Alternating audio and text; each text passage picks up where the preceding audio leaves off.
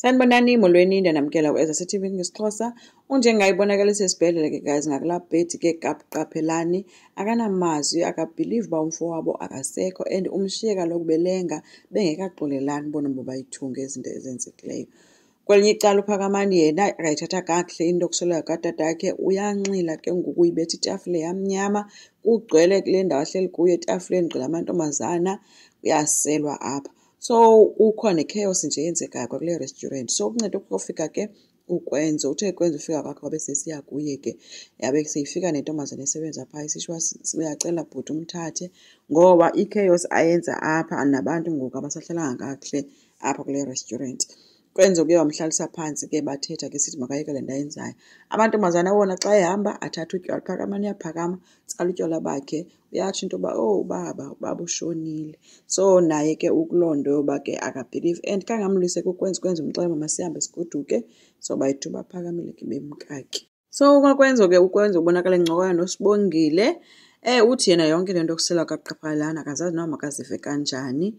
uSibongile uyambuza into ikuphatha kabuhlungu nayo yonke le nto. Uthi omnye ewe ndiphatha kakuhle because andazi uba ndimzilela kanjani umntu mvanje endiziva ngathi andimazi kodwa ndiyamazi.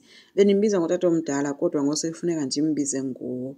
Uthe ngekawagqibi ke loo magama kwafika uPhakamani sesithi umbize ngotata. Andithi wawukhule umbiza ngotata vele kushintshe ntoni ngoku. Ukwenza uyavuma nje uthi ya. Uthe esathi ke kodwa wathi omnye kodwa wantoni kwenza yintoni lixakileyo. Uthi kwenza nam kaloku ndibhidekile apha masenze kanje. Imagine wena ulale urayithi uyavuka ekuseni utatakho ngunjengaye kodwa tatakho uyamazi uba usazi uba nguqaphelani lonke ixesha eli. Phakamani uthe hayi ke le ntloko yakho seyigcwele isilungu kakhulu ke ngoku wena walibela amasiko nezithethe. Ethi ke kwenzo uqaphelani ngutatakho zilela uyihlo kuwesi ngoku sele ekwelwe imimoya nabanye abazizinyanya zethu. Mhloniphe umzilele masingenzi ngathi umntu okukholisileyo apha mnye kunjengaye kuphela. Notata bekhona lonke eli xesha. Ukwenza yavuma sithi ya. So uPhakamani kicaba umbona into okwenza lo ya wakhe ujonge le nale akahoyanga kakhulu yonke le nto ithethwayo ingeni kakuhle. Wathi omnye wena kwenzo ndithetha nawe ndijonge. Wabe sithi zilela ke uyihlo sevana.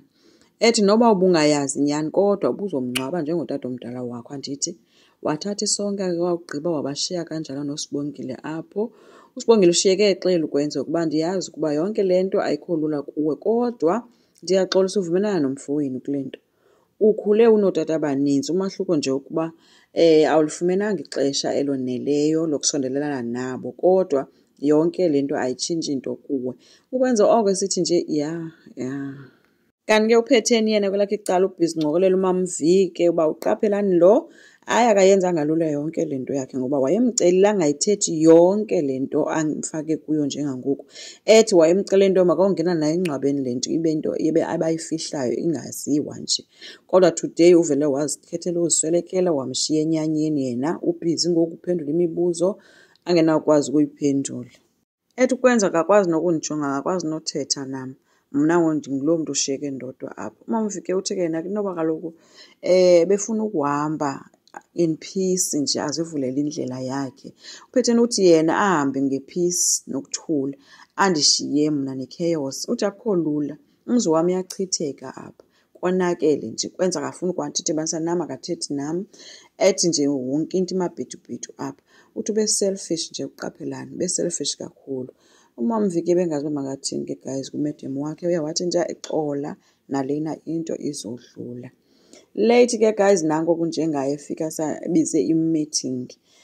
Bona ke nabo bebecinga uba babizele i-meeting yoba kuzothethwa ngento nesingcwabo phakathi.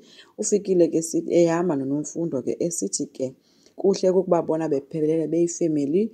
Ethi le family yehlelwe lilifu elimnyama and yena uke wathetha ke nonkosikazi kabrother wakhe othe yonke into yomngcwabo ke bazozenzela and ke ngokuthi ubhuti wakhe wayeqhela ukuthetha lamazwi ukuthi ke nasekufeni impilo mayiqhubeke. Yile nto ke nibona uNomfundo apha. Abe sisithi ugcina yibo uNomfundo uzofuna ntoni apha. Athi ke njengaye ndizokothula ke iindaba zokuba uNomfundo bendimcelile into yoba abe yinkosikazi yam yesibini. Bothuke ke bonke abantwana bekhuza ovusi bethetha into engavakaliyo. Nabasebenzi abakrobileyo nabo bothukile. Umntu ebekrobile ke phaa bingumam V noNeli. Unjengayo besesithi kanti ithi kunjalo Nomfundo. UNomfundo khange aphendule ke, uPhetheni khange atshonele umntake kayizokwethule. Unjengayo uqhubeke wathi ke ndicela nimamkele. Khange atshonele ithini ke uNomfundo engakhange atshonele umntake uPhetheni. Kodwa nabantwana bonke bebethukile nje uThemba lo wambala. Ukwenza ke oko enikina intloko bayayibona njengejoke yonke le nto yenziwa ngunjengayo, futhi eyenza ngeli xesha lokusweleka kukalotata. So asazi ke guys bizosibeka phi ke yonke le nto kaNomfundo, uPhetheni uzoyithatha kanjani, but ke ebeyazi uba into ezokwenzeka. Enkosi, ngicela siqhubeke, subscribe, like, singakhomenta futhi. Bye.